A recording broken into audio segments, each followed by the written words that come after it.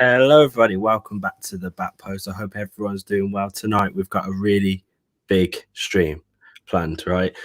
We've got a Chelsea Porto stream. I hope you're all looking forward to it. How you doing, lads? Pretty good. Great to be on. Thank you. Yeah, man, I'm good. I'm looking forward to it. I'm actually looking forward to it. Yeah, you are looking forward to it because I'm dreading it. Not gonna lie, not the stream, but the game. But we'll get into that.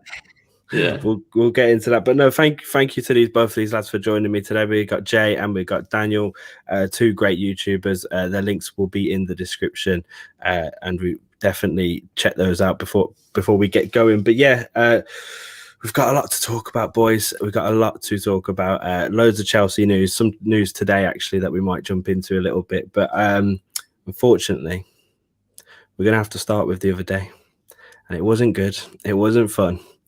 And I wish we didn't have to talk about it, but I think we kind of have to.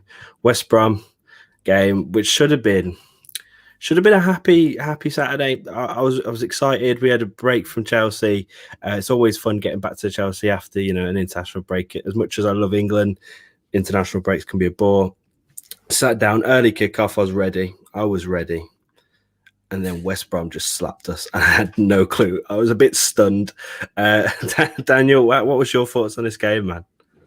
Yeah, I think as the game unfolded, it was a mixture of sort of shock and then sort of actually a lack of surprise because, in the first half, pretty much from the first 5 minutes, the level of the performance was so low and there was so many worrying signs even before the Thiago red. So, I think that it's very easy to look at the Thiago red as a big moment. I actually don't think it was because I think pretty much from the off, Chelsea were really bad and West Brom were very good. And I think that's an easy thing to forget. West Brom in particular, their finishing. I mean, some of the strikes were better than any of the strikes I've seen from Chelsea this season. Some of the goals, the way they orchestrated some of those goals were better than some of the play. Some of the goals they scored, in particular the third one, is the type of goal we dreamed of Chelsea scoring this season, which we just haven't. So it was so bad. It was so bad. It was embarrassing. Though I can't deny that I think that there were elements to Saturday that felt very reminiscent to capitulations we've seen pretty consistently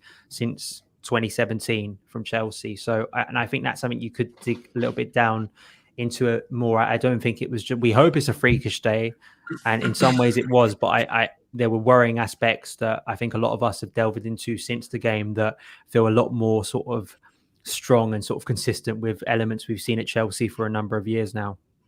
Yeah, that's quite it's a very interesting thought to look at it, to be fair. Like I said, you hope it's a blip, but as well, you said there, giving West Brom credit, something I've not heard too much of, and to be fair, I've been guilty of it myself. Like I was fuming, at that game, but the way West Brom conducted that game, you wouldn't think they were, a relegation team like that. That baffled me, to be honest. Jay, what did you think, mate? I'm not going to say any of the words that I said on the podcast that I do with Daniel, because he's made a bingo card out of things, and a lot of them are things that I tend to say. So I'm not gonna take a drink every time he says the word arrogant, and you'll be dead before.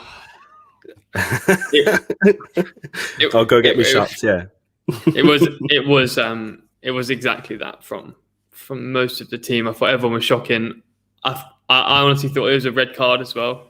A lot of people saying it wasn't, like it definitely was. And for a player that mature to be making immature mistakes, you deserve a red card for doing that. Obviously, the two dancers in midfield were rubbish. and West Brom fully deserved to win. So there's not much else to say on it. I mean, the women's team are much more important for me at the moment to enjoy and to watch what they're doing. So it's a much funner time to watch the women's game at the moment, isn't it? It's a much funner time. But yeah, I think you mentioned that there, the red card, and I wanted to talk about that briefly. And you're right, it is definitely a red for the two mistakes. And Thiago Silva probably shouldn't be making those mistakes, but we all know why he was. He was trying to mop up after Jorginho. Listen, a lot of people it's like Twitter and Chelsea and everything. It's all really weird. It's like if you take, if you condemn Jorginho for the mistakes he made that game, you either got to be Jorginho in, Jorginho out. I'm neither of those. I'm just saying he had a terrible game, and he really did. And I think he was the start of maybe starting him was the start of the problem. He was terrible, and I do think those mistakes he made caused Thiago Silva to act the way he did for those two yellows. Would you agree with that, Daniel? Yeah, he was absolutely hopeless. I mean, he was. It was.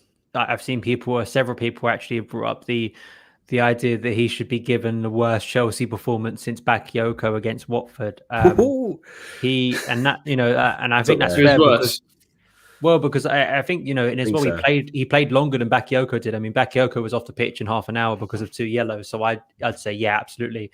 I've been and it's full silly to say this, but I've been a defender of Jorginho since like 2018. Since he arrived at Chelsea, and I've always felt that I've been fair to who he is and his strengths, but also you've got to understand his weaknesses. I wrote a piece for the Chelsea Social a couple of weeks back about this, and he in his Chelsea career, he's never been bad enough, with the exception of Saturday, he's never been bad enough to sort of write off his positives and what he can bring to your team, but he's never been that good that he's irreplaceable or he's a player that can function in any system and we can't upgrade him. That I think those are two, you can hold both of those opinions simultaneously and think at times he can be very useful. And I think Saturday for me proved once again why we simply have to invest in the summer. I mean, Jorginho, my problem with Jorginho is you can look at the performance and sometimes it's hard to decipher sometimes. Is a player just having the worst performance of their career, or are we seeing fundamental flaws to their game?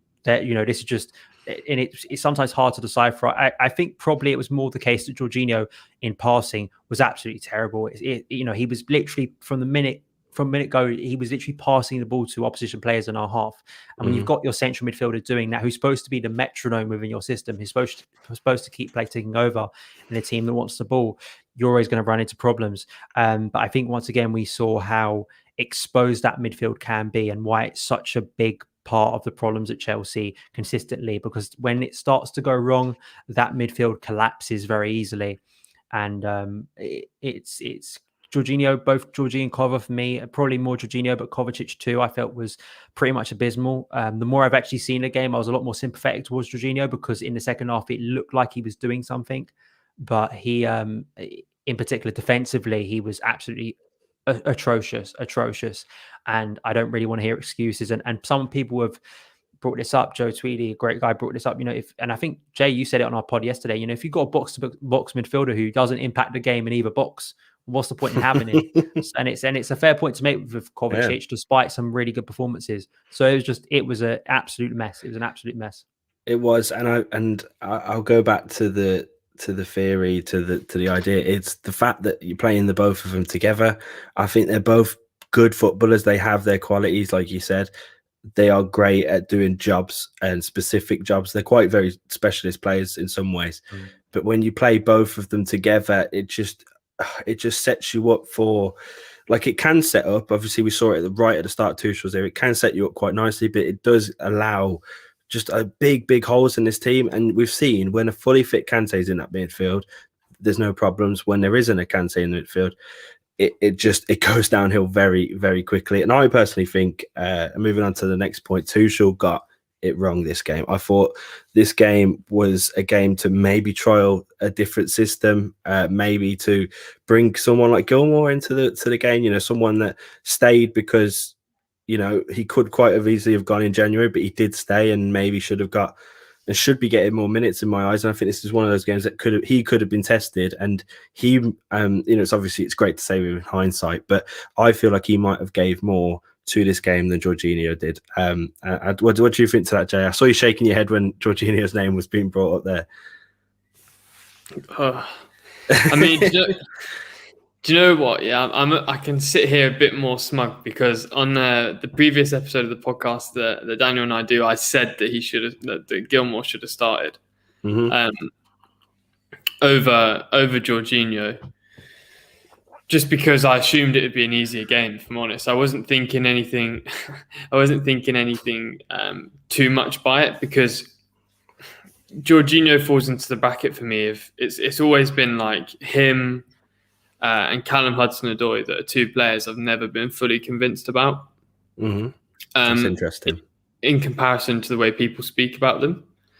However, in the last season, my opinion of Hudson-Odoi has completely changed, whereas my opinion of Jorginho hasn't whatsoever, and that leaves me to think he's maybe an outlier.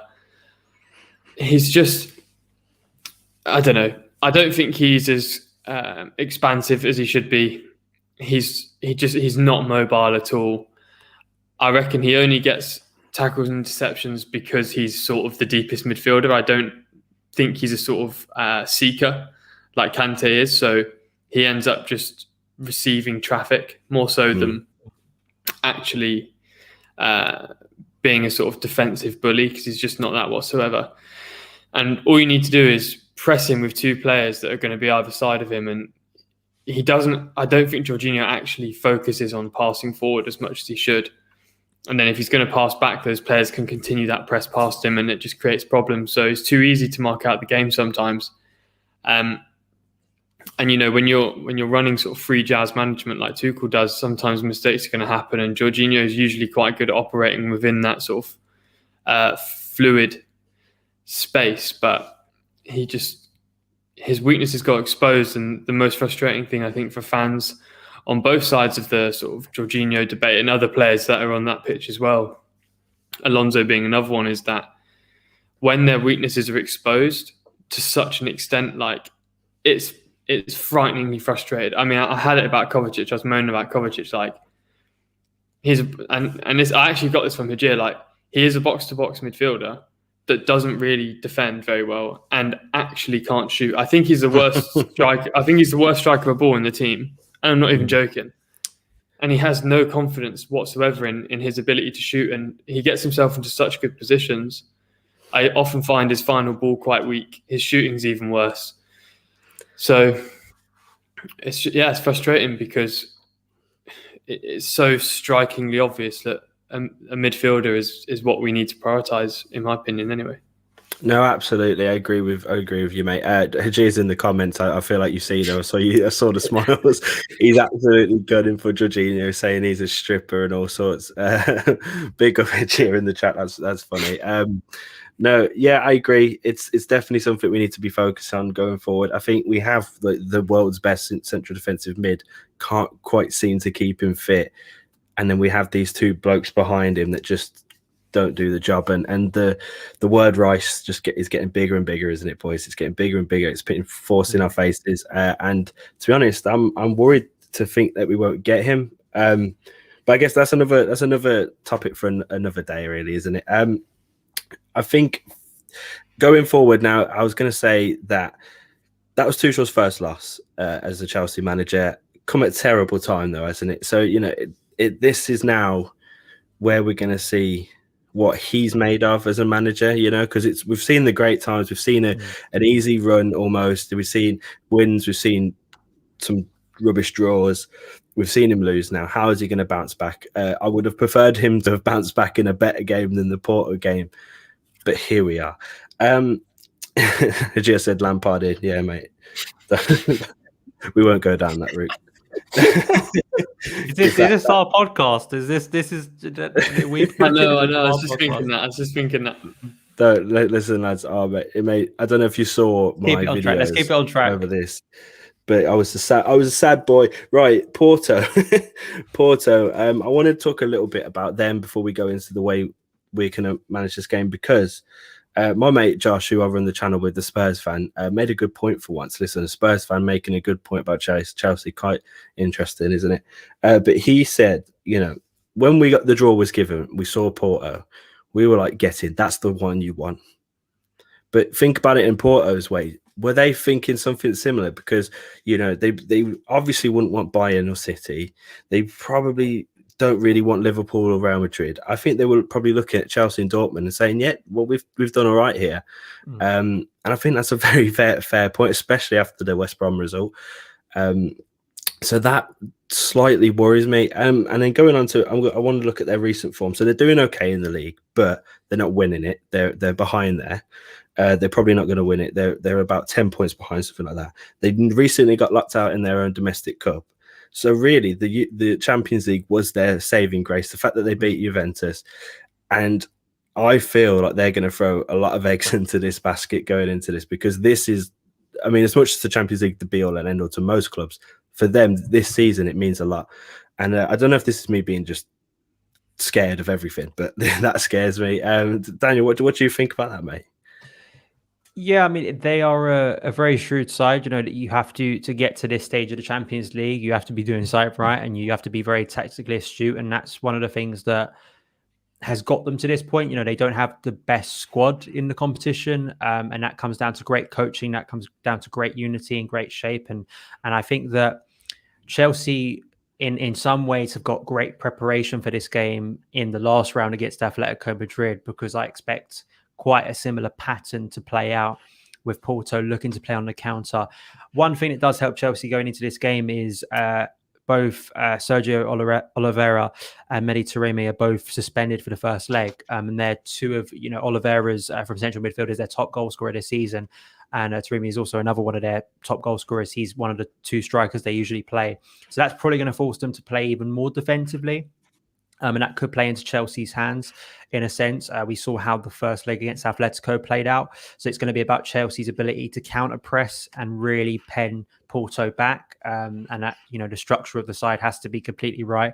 Porto will look at this as an opportunity, like Chelsea have, to get to the last four and see potentially a route to the final. Porto, the way they won the Champions League as the underdogs in 03-04 of Mourinho, they may, of course, that was a better side back then, but they'll see this as a great opportunity. And the Champions League is much more of a competition where it's defined in those small moments, and much more about counter-attacking. And you can be a side, as Chelsea have proved in the past, that you don't have to be the most expansive team in the Champions League to get through.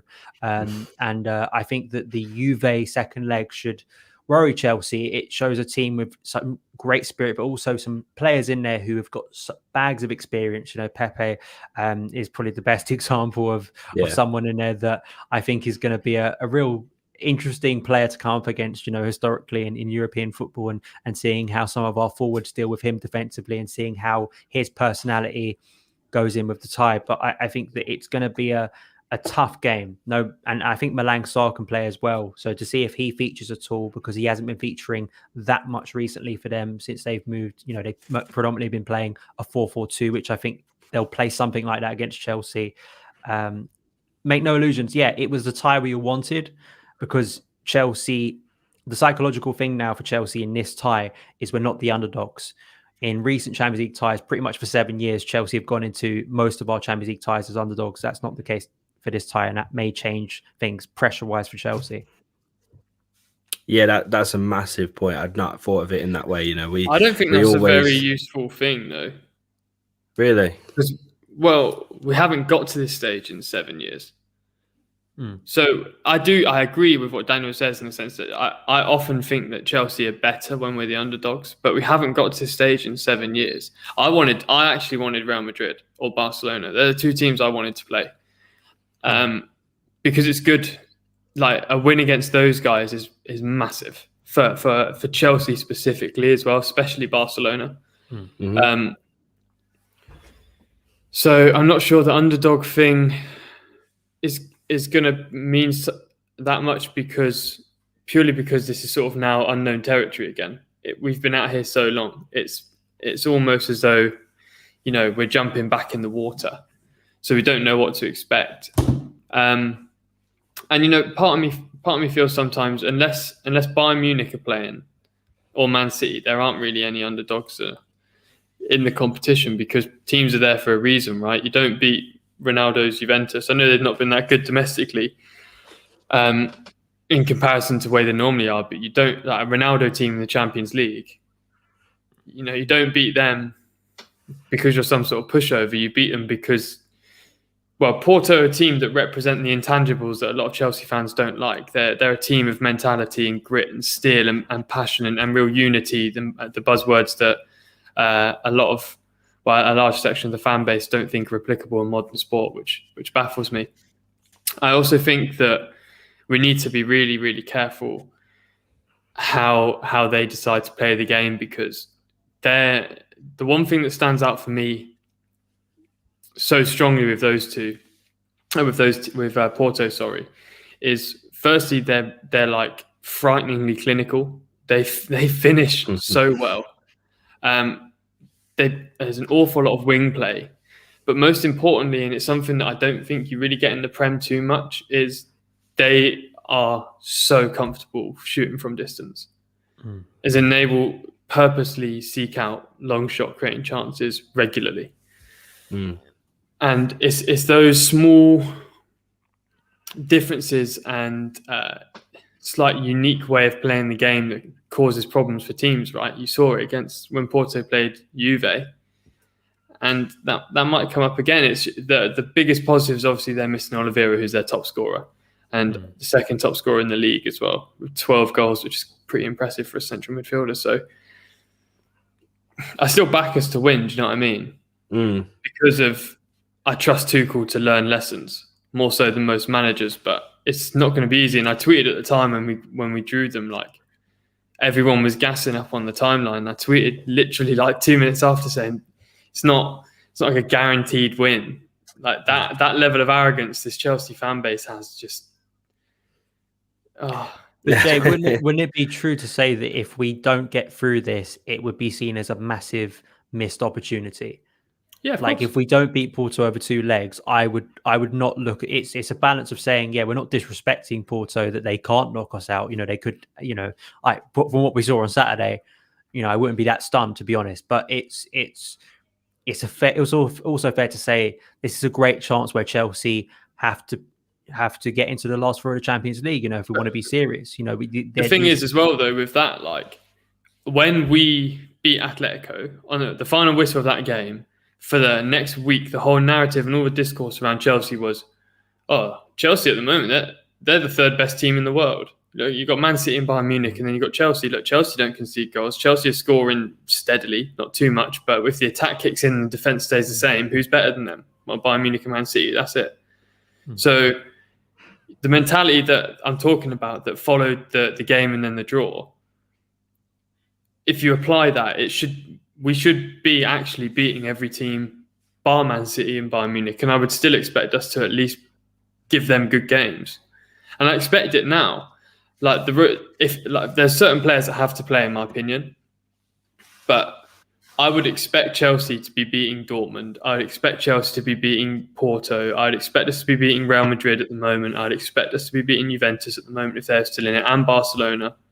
Do you know what I mean? I would expect that. I really would, because those teams are in different places to us. And Dortmund as well. I think Dortmund are the most overrated team on social media. They're not that good. They've been struggling. I feel like every time I see one of their players tweet, it's sorry, we must do better. Yeah. Yeah. So, and they're going through a tough period. Next season they'll be fine because they've got a manager who I was quite keen on Chelsea getting before Tuchel signed. I really rate Rosa. I think he's a really good manager. But where Dortmund are at now, they've got two threats, and that's not enough to take you to a Champions League unless you're, Haaland is not Messi. So you can't carry a team, and Messi can't carry a team to a Champions League final on his own. He's never done that. So it's just that's not how the game's played. So I'd expect us to beat almost every team all the time. That's the expectation I have as a Chelsea fan. But that has to be balanced with an understanding that it's not always going to work out, and you have to apply this to transfers as well. Like the arrogance of Chelsea fans thinking that we're going to sign like all these players. Drink. Do you know what I mean? Don't get started on that, mate. Honestly, it's like the second someone's available, it's like we're getting him. There's a photo of him in a Chelsea shirt already. But no, absolutely brilliant points made there, boys. On Porto, I think the thing that worries me is the same thing that worried me in the Madrid game. The way they play is something we have struggled to deal with, not just under Tuchel, under Lampard. Maybe you can stretch it back a little bit further, breaking down teams and right now in this second, scoring goals is quite a difficult thing for us to do against tight defenses, and they'll know that. They will know that. Their manager will know that. So that's what worries me. And as you mentioned, they can score. They're clinical. So the counter attack, I've got big bold letters here in my notes. Counter attack is something that I will be worried by. But I want to move on to how do you think we will approach the game? Let me just flick my professional notes over. Nice. And thank you. And before we do that, sorry, we've got some good news. Nick said Everton drew with Palace. Mitch Batshuayi got the equalising goal, so that's great news, boys. We can lift the mood up a little bit with that. Not hero, our saviour, Mitchy Batshuayi. The batsman does it again. But no, bring him back. We might need him at this rate. No, so I want to talk about like our lineup, what we think we need to go for this. I don't really want an exact lineup, but I think who we think we need to play to win this game. Can we say who we don't think should play? Because there's several players who I don't think should be playing. Based on that. Yeah, I mean that's I can think of one, but go on, list some players you don't want to see. I don't think Kurt Zouma should be playing. I don't think Marcos Alonso should be playing, and I don't think Jorginho. One of Jorginho and Kovacic unfortunately has to play. If I had my way, both of them would not be playing based on their performance. But I think Jorginho shouldn't be playing. The problem is with the current attack is you could throw. The problem is every single attacker at Chelsea probably has a justified reason to think they should be starting right now, because none of us can name what the best front three is, because we've seen so many different combinations. Some of them have looked really good. Other times they haven't. So it's very hard once we get to that side of the pitch. I think structurally, there's certain players who I think just based on the level of their performance on Saturday was just absolutely shocking, and I don't think they deserve another start. You could have the mentality thing of going, well, that old sort of adage of, well, you messed up, I'm going to give you a chance. You've got to go and set it right. But this is a big Champions League game, and I think there are certain players to me who I just don't trust in big moments, key moments that I think this is going to be a tight game, and it's going to be defining those moments in it. And if we have similar frailties that we've seen over recent years, I think Chelsea will get done. So it is a big call because we look towards that midfield, and if you're not playing Jorginho in the double six, then you either have to push someone like Mason Mount back to the double six, or you play Billy Gilmour. And I know it's a massive call to play Billy Gilmour, such a young player in such a big game.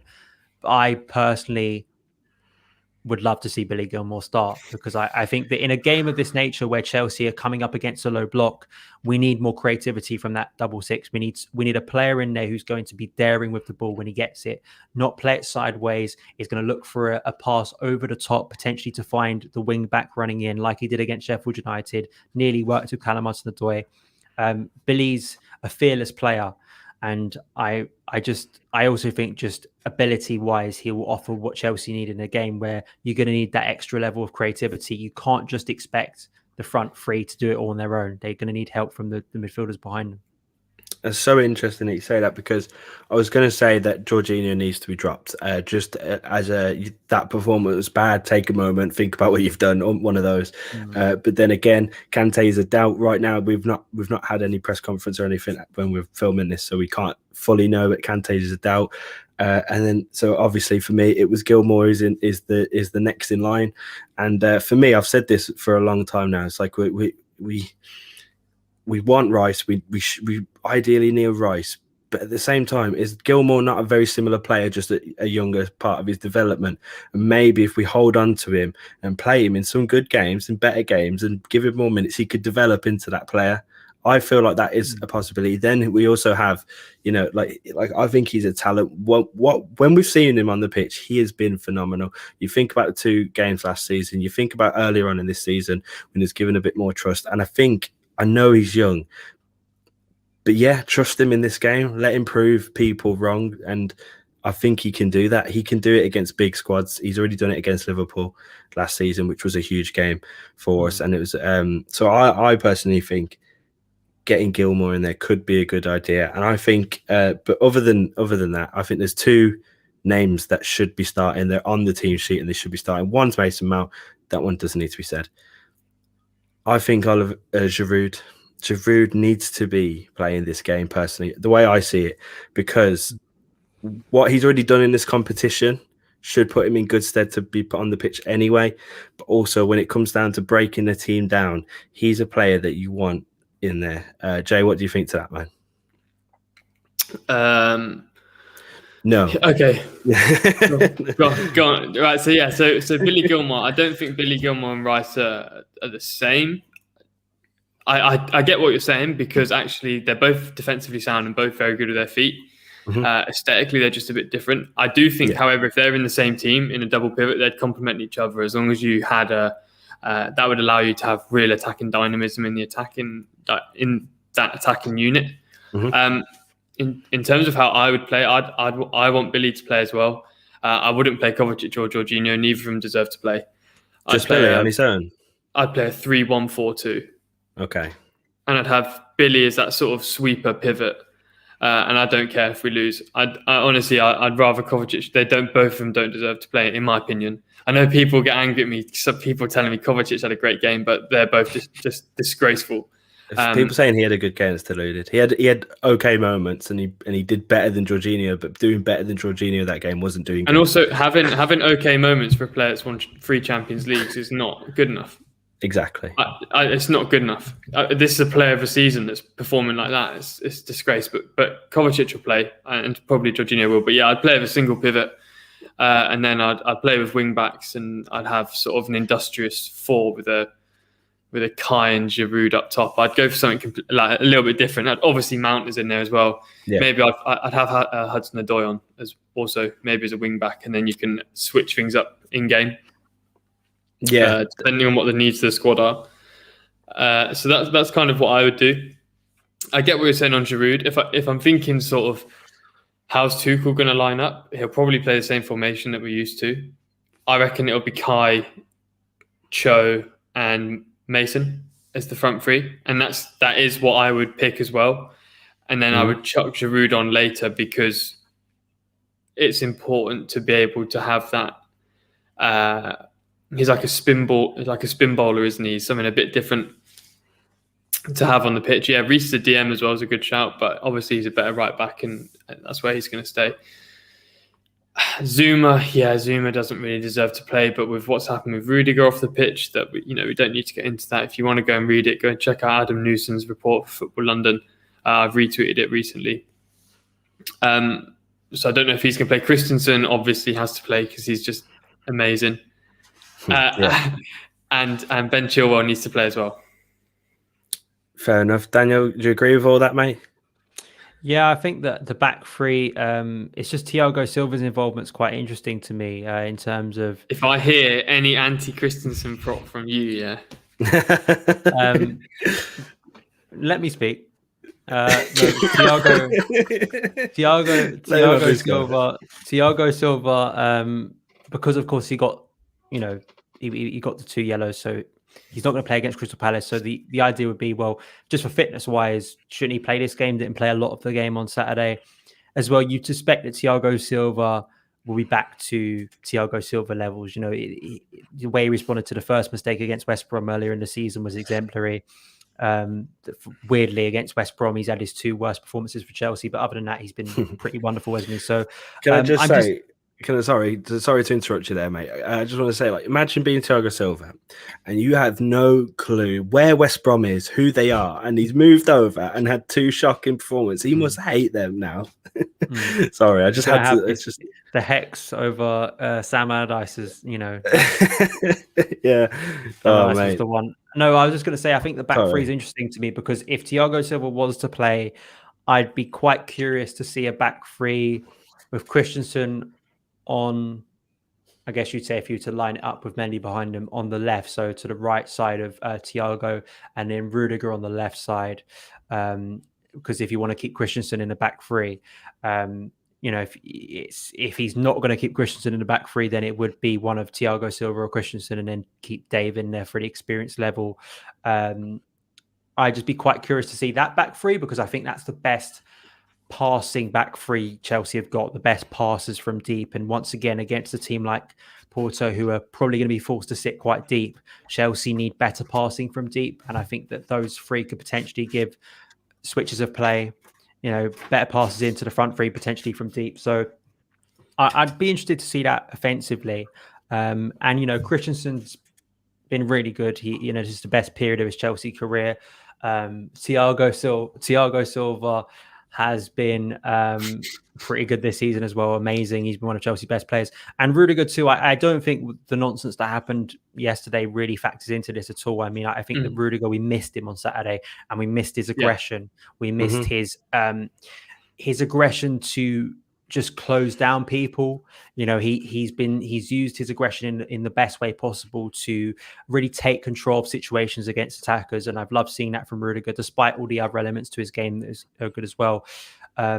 So maybe that would be my back three. But it's just Dave is such a constant within Chelsea, and it's such a big game for Chelsea as well.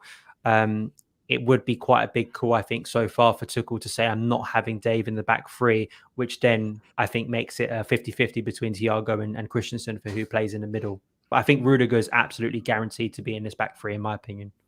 Fair enough. I find it interesting that you both want the back three. Yeah, you want to stick with the back three. No testing out a new situation for this one. Next season, when we've decided to be a serious club and sign an actual number 6, then maybe I go to a back 4, and then maybe you can have that balance and you can be a bit more offensive. I think for now, Tuchel has to be, the cards he's been dealt, he hasn't got Kante. I think he has to be more cautious.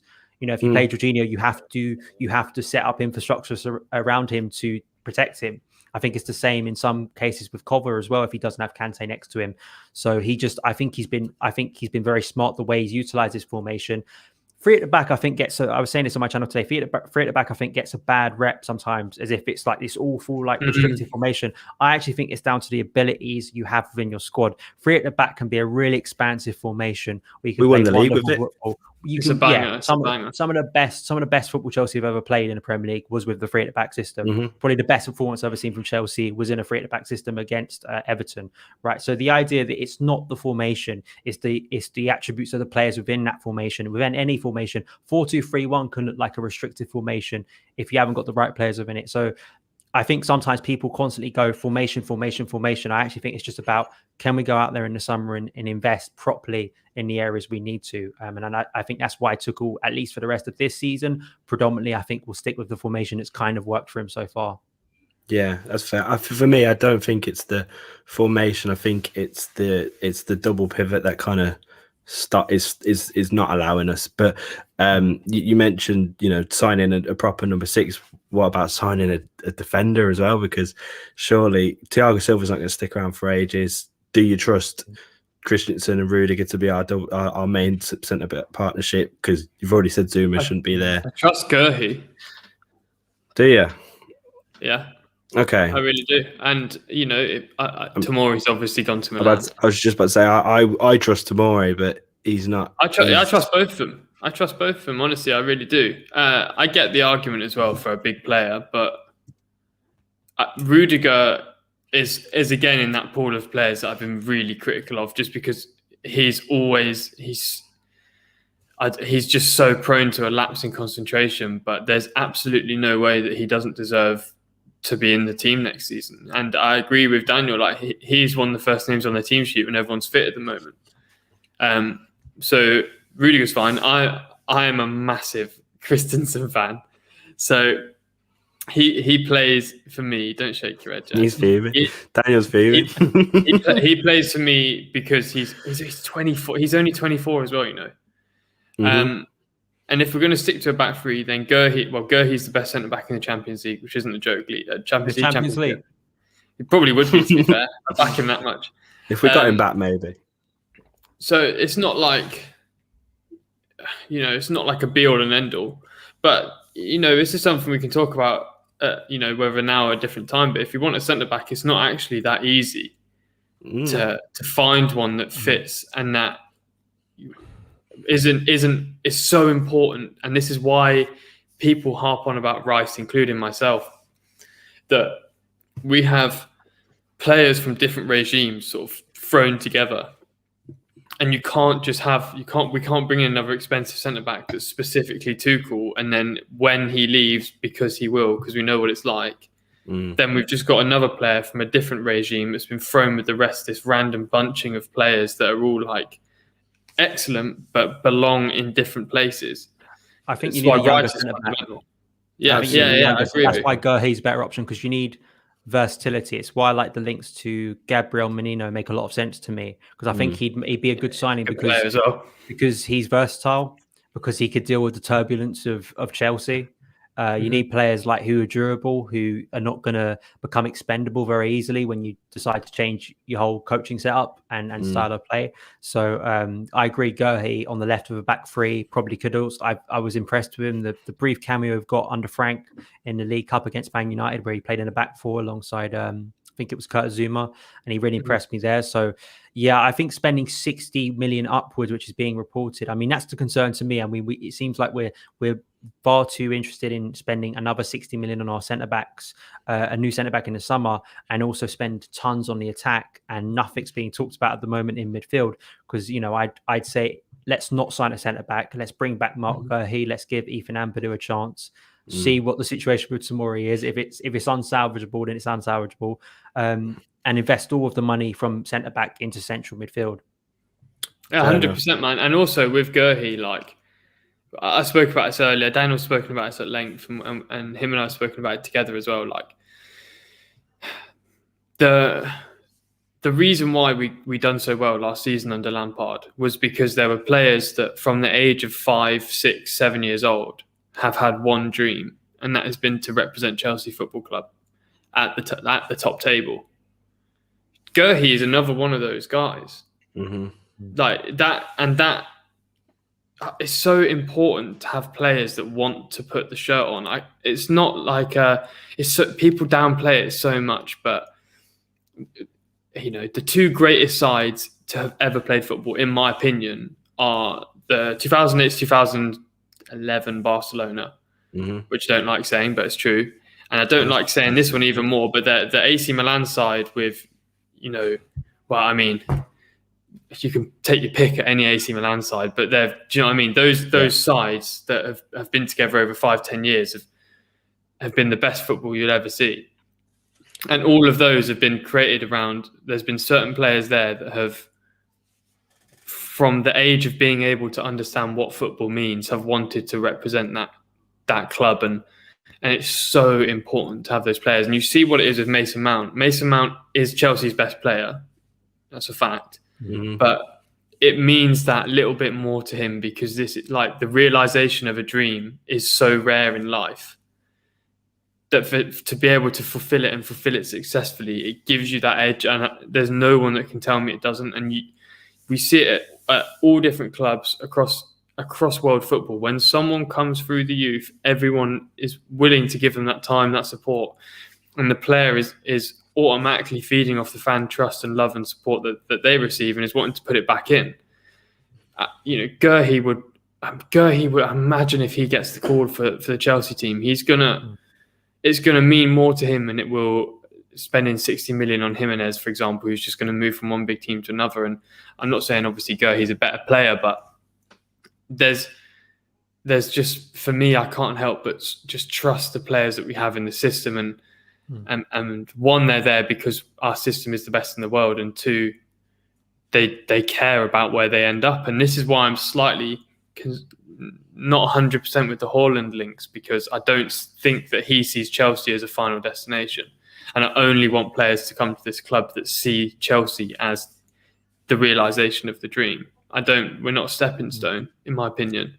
Also, another thing I would say, sorry, just quickly. Nah, I think that when people are easily to dismiss these young players and say, well, they're not Chelsea standard, they're not good enough. And it's like, how do you know they're not Chelsea standard if they've not been given a run of games in the Premier League? A brief half-an-hour cameo is not enough to justify, like a understanding of a player's, ability and how they're going to deal with the pressure. I mean, this is the thing that out of all the players, if I was to ask you now to name like 3 players currently within this Chelsea squad who you trust in the biggest pressure moments when things are going wrong or you need someone to pull out or go out of nowhere, I'm almost certain that at least 2 of those players, or at least one of them, is one of the young academy graduates, one of those players that you trust in clutch moments, if you want to call it that.